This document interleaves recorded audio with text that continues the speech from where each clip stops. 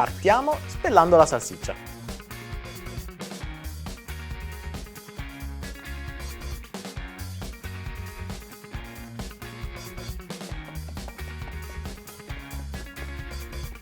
Metto da parte e ora passiamo alla pulizia del porro. Via le due estremità, poi le due foglie iniziali, divido in due e taglio a striscioline sottili.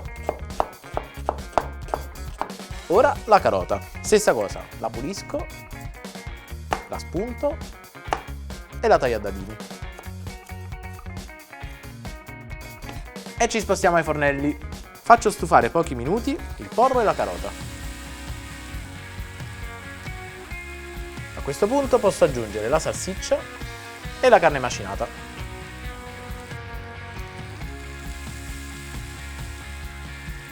Un'ultima mescolata e lascio cuocere una decina di minuti. Il composto è cotto, lo trasferisco in una ciotola. Aggiungo il grana padano grattugiato, pepe, sale e infine il timo sfogliato. Mescoliamo bene il tutto e lasciamo intiepidire. È il momento di questa bella verza. Prelevo soltanto 8 foglie.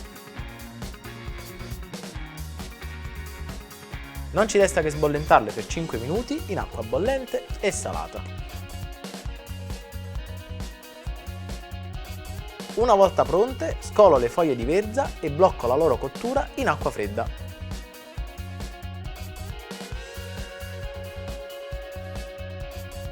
E le sistemo sui canovacci puliti.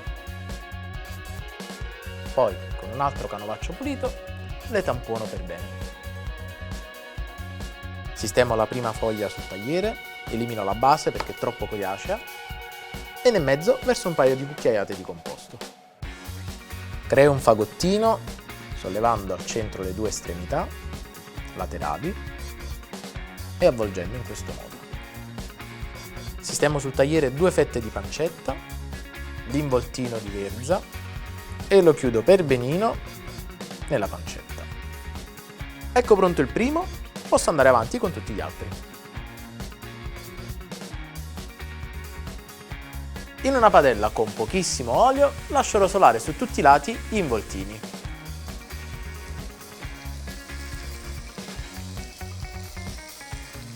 Li metto un attimino da parte e intanto deglasso il fondo di cottura con il vino bianco. E appena gli involtini sono pronti, li nappo con la salsa.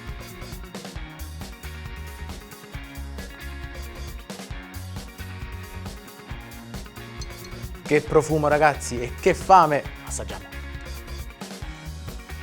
Ma sono buonissimi!